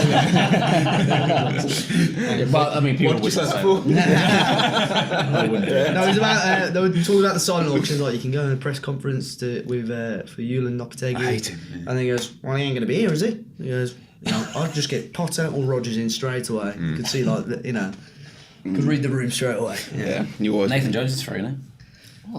What was he? He said I'm world class. What was he said? I'm the He's fittest best in person it. alive. Yeah, or the something. fittest Yeah, person. statistically best in the world, or something, best in Europe or something. When he was at Luton, wasn't he? Yeah. When he was at Southampton, he started talking about the Luton record. And Apparently, like I think I've said it on the pod before, like behind the scenes, as in like a presentation, sign the play is unbelievable. Yeah. Like he's like PowerPoints and stuff, but he's got. Well, can obviously, animate them, Yeah, great on Excel. Yeah. He's got my little spinning title. He was just David Brent, wasn't he? Welsh David, just come across like a tit, unfortunately. I thought, you know what, all the stuff he was saying before the game against us, I thought he's going to do this. Yeah, I thought it was well. Probably one for you, Liam. Amar's music show. You're a big friend of yours, isn't he? No, he's block him on Twitter. He's alright. He's unblocked. He's unblocked. Yeah, you know what? Yeah, he actually asked quite a lot of good questions. I know that Judah probably. I'm yet to see one. Oh right, okay. Well, No, I'm joking. Question it: why is Liam Keane such a twat? He said, "I've heard rumours that Ryan Ait-Nouri hasn't been playing due to personal issues, and again rumours, and it's nothing to do with J-Lo falling out with him. Do you know if there's any truth in this?"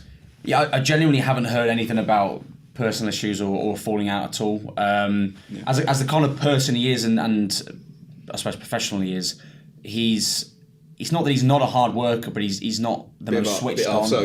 He's not the most switched on. He's a little bit dopey. To be honest, he's sort of he'll sort of rock up a training. The manager wants someone who's going to put the graft in training, and it's not that he doesn't want to necessarily work, but he's not going to blow your socks off. You know what I mean? He's not going to run himself into the ground. Doesn't play to his advantage, and I think him being a little bit maybe immature, a little bit young, plays against him. Yeah. So I think that's probably where we're at with him. Be interesting what happens with him, because look, they could cash in, but cash in, they're not going to get probably what you would want from him. Someone asked about the buyout clause for Angers. It's a bit of a weird one, isn't it? They still own 50%. So they Wolves haven't bought it out. They still own it. Yeah. The last time I checked, which was a few weeks ago, but providing it hasn't changed since then. I'm not 100% sure on the figure. I'm still trying to find that out, but I do know that they haven't bought it out. So if they sell him, they're only going to get half of what the fee is anyway. Yeah. Local MILF has asked if you could. Local MILF. Yeah, that was the name on Twitter. Yeah, Local MILF. Got off the ad off the podcast. If you could go back and change one result this season, which game would you pick? That's a good one. That. It doesn't really matter. I know we've stayed in the league, but no, I'd go with the Forest quarter final. Yeah, that's exactly what I was going to say. Because pissed me off. I mean, again, where the one thing where turning up to that game, we played a back five, didn't we? And they put Totti in the middle of it, and again, that's where he went wrong. That's where he went. Like in terms of the distribution of the ball, that it was just, he went really weird with it. Second half, he absolutely battered them. Yeah, battered them, and then again, not saying we would have gone and beat United, but over 2 legs at that time, but would have given him a better game than Forest did, because Forest got. And it was the penalty incident as well, wasn't it?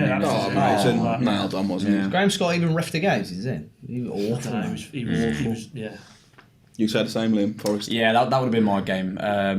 Obviously, in hindsight, the Wolves are safe, but if they weren't safe, I might change it. But I just felt like there was potential to get into that semi and potential to win that as well and get through to a final. I think that's a really good chance for a final there, genuinely. And look, you might not have got United either. You could have got, was it Southampton and who else was it? Newcastle. Southampton, Forest, Newcastle. Oh yeah, you're right. Yeah. So it could have easily got one of the other teams as well. I think that was a big one. Dave?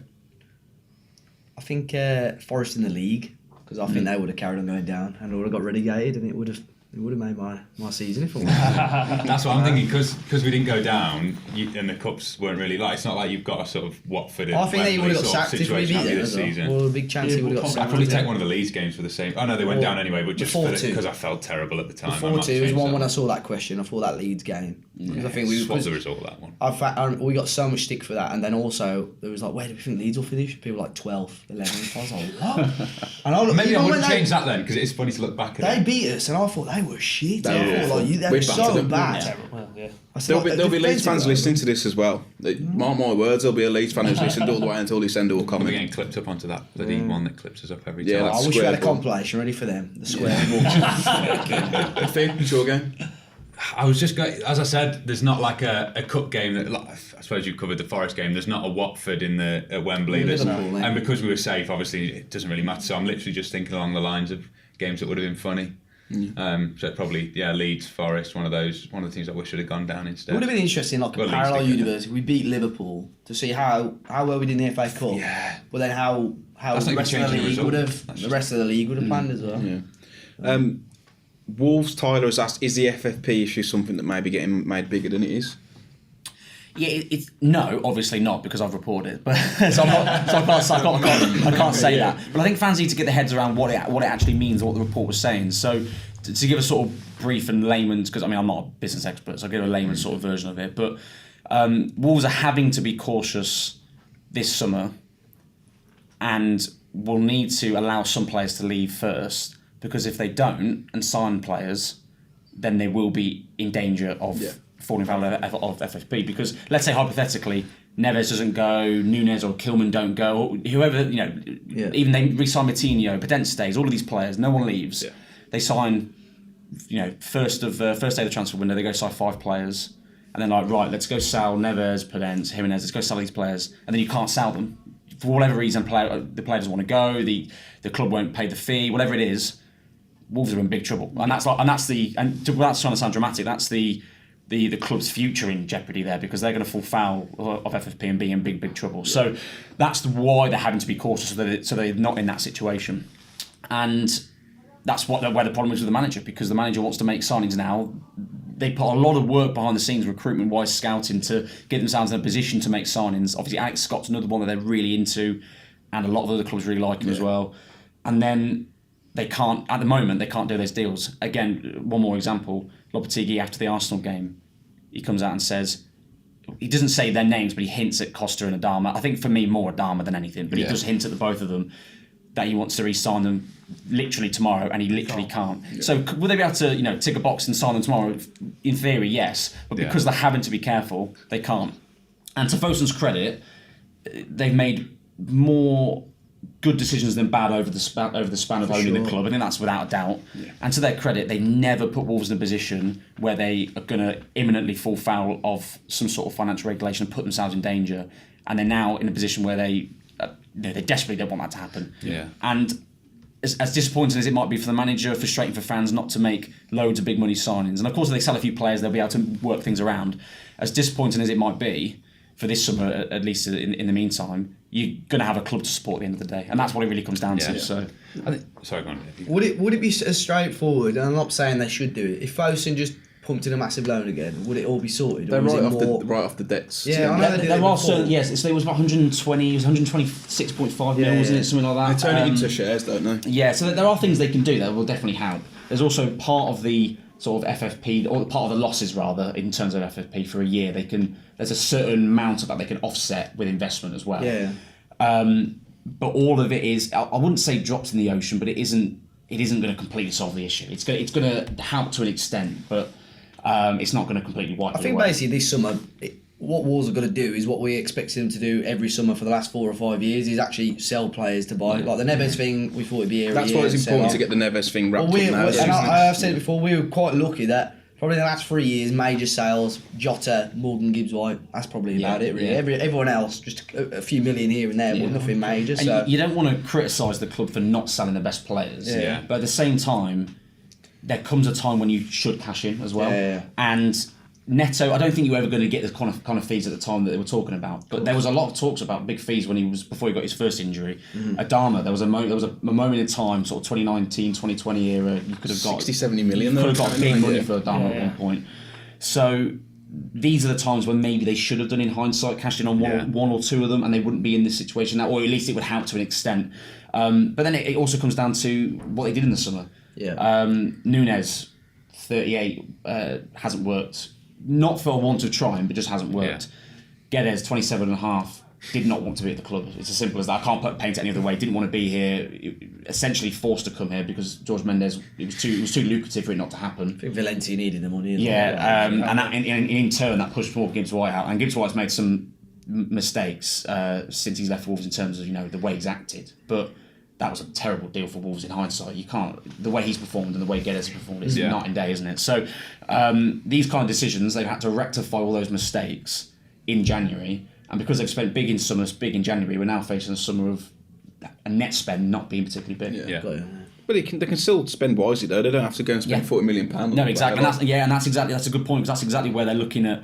It's this phrase I keep using because it's a nice way of sort of summing it up. But it's young and hungry, or a point to prove. Lamina and Dawson both had a point to prove. Came in, been brilliant. Gomez, Jao Gomez, young, obviously, a lot of talent, but desperately wanted to be here. Leon could have taken him. He could have easily gone there. He wanted to be here. He came here. He wants to play for Wolves. You can name other players, some of the other younger lads that I've mentioned that want to play for Wolves, and then you've got a player like Guedes who didn't want to be here. So Wolves now, I think they've made a lot of good decisions over the years, but in the summer in particular, there was a few mistakes, and you have to target, which they are doing now. That's the idea. You have to target players that desperately want to come and play for Wolves, and even if that is a player that's 8 million rather than 25 million, then so be it. But at the end of the day, though, again, Jeff Shee has the final say on things. He does still have a relationship with Jorge Mendes. If he can make it work financially, and Mendes brings a player to him and says, "This would be a good signing for you," regardless of what all the scouts and all the reports say, if he wants to do it, he may do it. He won't necessarily, but he may do it, and that's really where the Guedes deal came out of nowhere. So I'd like to think that he would listen to some of the people around him as well. I think he will, and they're trying to take a little bit of a step away, not completely, still use Mendes, but not be relying on him for every deal. And they've seen that. Collins, nothing to do with Mendes. Lamina, Dawson, nothing to do with Mendes. There's signs they've done it, so I think they're hopefully moving in a good direction. You've just got that awkward summer to deal with. Yeah, I mean, the video when they announced Guedes, it was Jeff Shee saying, "Oh, we finally got you. I've been trying to get you for 3 years," but he didn't want to come. So That's probably why he's been trying to get him in. He's set up on a date, innit? And Flicking the knees for the last 3 years. Just a couple of more questions before we wrap up, because conscious of the time. Dan Evans, if someone was to offer 35 million for Fabio, would you sell? Yes. Right now, yeah. Because the position we're in, for one, like Liam just touched on. Second of all, as well, he's probably not worth that right now. Do you think he could be worth more? I think there's a real good player there, but I've said it on the pod a few times. I generally don't think he's another one that doesn't want to be at Wolves, full stop. So I think you cash in. I think there's a real player there. I think he could live up to the potential he's got, but I just don't think that he wants to be here. He's already sort of flirting with, there's other clubs after him as well, as we know. So, yeah, I mean, if you can go and play for like an Ajax, for example, who've been linked with him, or come back to Wolverhampton in a relegation battle potentially, you're going to go to Ajax, aren't you? Liam? Yeah, I pretty much agree. Yeah, I mean, I think I would sell him, but I do think there's a player there that could develop into a really good goal-scoring striker. Movement, I've spoken about it already. He's got that in bucket loads, which is something Wolves don't have. So I would like to keep him, but if someone offered the money you pay for him, I think you have to do it, because right now you're not going to get anywhere near 35. You're going to get a decent amount after a good season, 16 goals, all comps, but you're not going to get 35. So 20 million, you reckon? 15, 20? Yeah, maybe in that range, maybe closer to 15, I'd say.